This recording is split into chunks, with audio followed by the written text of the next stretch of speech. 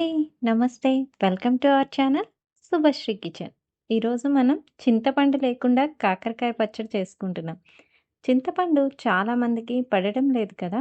ఇలా ఓసారి కాకరకాయ పచ్చడి ట్రై చేయండి. నెల రోజుల వరకు నిల్వ ఉంటుంది. మరెందుకు ఆలస్యం? రండి ప్రాసెస్ స్టార్ట్ చేసేద్దాం.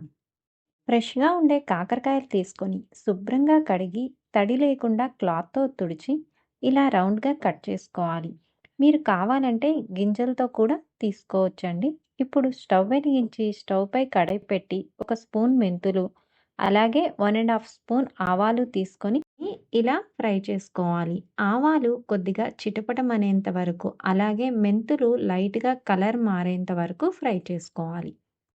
వీటిని ఓ బౌల్లో తీసుకొని చల్లారబెట్టుకోవాలి. ఇప్పుడు ఇదే కళాయిలో డీప్ ఫ్రైకి సరిపడా ఆయిల్ వేసుకొని ఆయిల్ కొద్దిగా హీట్ అయ్యాక కాకరకాయ ముక్కలు వేసుకొని లైట్ గోల్డెన్ బ్రౌన్ కలర్ వచ్చేంత వరకు ఇలా ఫ్రై చేసుకోవాలి. చూడండి, కాకరకాయ అనేది ఇలా ఫ్రై అవ్వాలి. ఇలా ఫ్రై అయితే పచ్చడి అనేది చాలా రోజులు నిల్వ ఉంటుంది. ఇప్పుడు వీటిని తీసి వేరే బౌల్లో వేసుకోవాలి. మిగిలిన కాకరకాయ ముక్కల్ని కూడా ఇందులో వేసి ఇలాగే గోల్డెన్ బ్రౌన్ కలర్ వచ్చేంత వరకు ఫ్రై చేసుకొని పక్కన పెట్టుకోవాలి.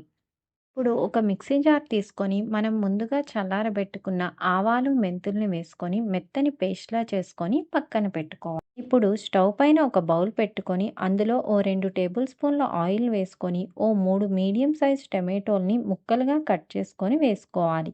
వీటిని మూత పెట్టి కాసేపు మగ్గనివ్వాలి. ఇప్పుడు మూత తీసి ఓసారి కలుపుకొని ఇంకొంచెం సేపు మగ్గనివ్వాలి.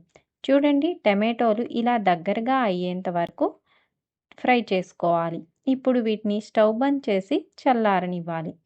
టమాటోలు చల్లారాయి కదా! ఇప్పుడు ఒక మిక్సీ జార్ తీసుకొని టమాటోలను వేసుకొని వీటిని మెత్తని పేస్ట్‌లా మిక్సీ చేసుకో. ఇప్పుడు స్టవ్ ఆన్ చేసి మంటను మీడియం ఫ్లేమ్‌లో పెట్టి మనం ఆల్రెడీ కాకరకాయ ఫ్రై చేసుకున్న ఆయిల్ ఉంది కదా! దానిలో కొద్దిగా జీలకర్ర, అలాగే కొద్దిగా ఆవాలు, కొన్ని వెల్లుల్లి రెబ్బలు, కొన్ని ఎండుమిర్చి ముక్కలు, అలాగే కొన్ని కరివేపాకులు వేసి ఫ్రై చేసుకోవాలి. ఇప్పుడు మనం మిక్సీ చేసి పెట్టుకున్న టమాటో పేస్ట్ వేసి బాగా ఫ్రై చేసుకోవాలి. చూడండి, టమాటో ఇలా ఫ్రై అయింది కదా! ఇప్పుడు ఇందులో కొద్దిగా పసుపు, అలాగే కొద్దిగా కారం, కొద్దిగా సాల్ట్ వేసి ఫ్రై చేసుకోవాలి. సాల్ట్ అనేది మీ రుచికి సరిపడా వేసుకోండి.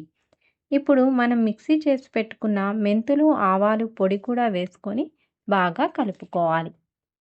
మనం ఫ్రై చేసి పెట్టుకున్న కాకరకాయ ముక్కలు వేసి బాగా కలుపుకోవాలి.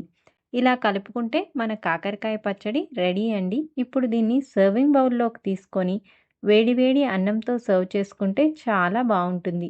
దీన్ని బయట స్టోర్ చేసుకుంటే 20-25 డేస్ స్టోర్ ఉంటుందండి. అలాగే ఫ్రిడ్జ్లో పెట్టుకుంటే 1 మంత్ పైనే నిల్వ ఉంటుంది.